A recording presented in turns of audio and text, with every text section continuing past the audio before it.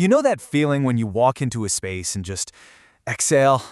Like there's a kind of mental spaciousness where your thoughts get a little clearer and the noise from the outside world just fades away. What if that feeling wasn't an accident? What if it was a deliberate design choice? Well, today we're diving into the style that has absolutely mastered that exact feeling. That feeling, that is the absolute essence of Desert Modern. It was born back in the American Southwest in the 40s and 50s, and it's not just about aesthetics, It's a real conversation between a building and its environment. This quote just says it all, doesn't it? It's what happens when you take the clean, functional lines of modernism and let them get warmed up and shaped by the natural world. At its heart, Desert Modern is the perfect example of something called warm minimalism. Now, what's so cool about this is how it completely pushes back on the idea that minimalism has to feel cold or sterile. Now, this is all about creating serene spaces that feel deeply inviting, soulful even. It's minimalism that's actually connected to the human experience. Okay, so let's get into the why. What is it that makes this simple style feel so restorative? It's not just about what it looks like. It's a really deep-seated philosophy. It's a whole way of thinking about our homes that's built on two incredibly powerful, foundational pillars.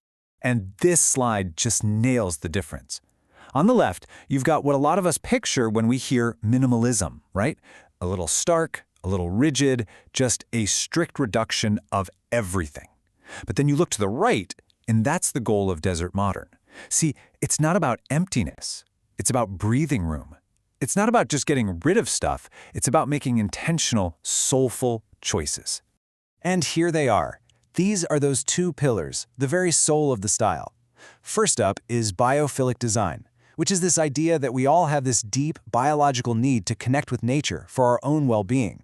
And the second is sustainability, which is a profound respect for the environment that goes way back to the style's origins. Let's break them down. So let's talk about biophilic design. This is so much more than just sticking a plant in the corner. There's actual research that shows when we actively bring nature into our homes, through massive panes of glass that frame a view or using natural wood and stone, we can literally lower our stress levels and improve our mental clarity. The design itself becomes a tool for making us feel better. And that brings us right to the second pillar, sustainability. Look, this isn't some new trend. It is baked right into the style's DNA. The pioneers of Desert Modern had to be resourceful. They were in a harsh climate, so they used local materials like adobe and rammed earth. And that wisdom, it's more critical today than ever. Just look at this. Choosing local materials isn't just for looks. It can slash transportation emissions by a staggering amount. So we get the philosophy.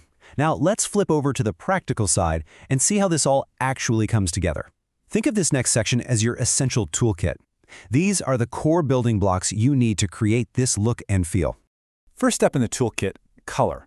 The Desert Modern palette isn't picked from some trend report. It's pulled directly from the landscape itself. It's really like a love letter written in the colors of the earth, the sky, and the sunset. This creates an instant sense of calm and a totally seamless connection between what's inside and what's out. And there's a super simple framework to get it right. It's the 60-30-10 rule. 60% of your space, that's your warm, neutral base. Think sandy beiges, creamy whites. 30% is for those grounding earth tones like terracotta or a rich clay color. And that last 10%, that's your accent. Just a small, intentional pop of color, like the sage green of a desert plant or the burnt orange of a sunset. All right, next up in our toolkit, materials. In this style, texture totally replaces decoration. So instead of adding clutter, you create interest and warmth by celebrating the authentic, natural textures of the materials themselves. It's about how things feel, just as much as how they look.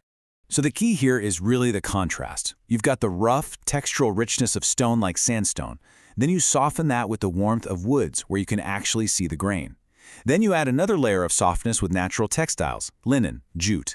And then you bring in just a little hint of an industrial edge with some brushed metals, all while using these huge panes of glass to keep you connected to the world outside.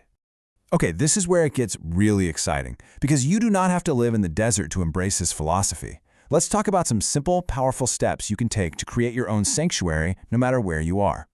So yeah, the big question is, how do you capture this feeling without booking a moving van to Palm Springs? The truth is, it's way more accessible than you might think, and it really doesn't require a huge budget. And here's the key insight. The process almost always starts with subtraction. Before you even think about buying anything new, think about what you can remove. The whole goal is to create that mental breathing room we talked about at the beginning. In Desert Modern, empty space isn't empty. It's a design element all on its own. And here are 4 really actionable steps you can take today. First, simplify your surfaces. Clear off that clutter from your countertops and tables. Second, introduce just one key natural texture. Maybe it's a new jute rug or some linen curtains. Third, scale up, not out. One large, sculptural plant creates a much calmer focal point than, 10 little trinkets. And finally, constantly edit and curate. Make your home a reflection of what actually matters to you. So, as we wrap things up, it's pretty clear this is about so much more than just interior design, isn't it? It's a physical manifestation of a more mindful, more connected way of life. The choices you make in your space become a daily practice of intentional living. And I want to leave you with this final thought. Spaciousness is not emptiness. It is possibility.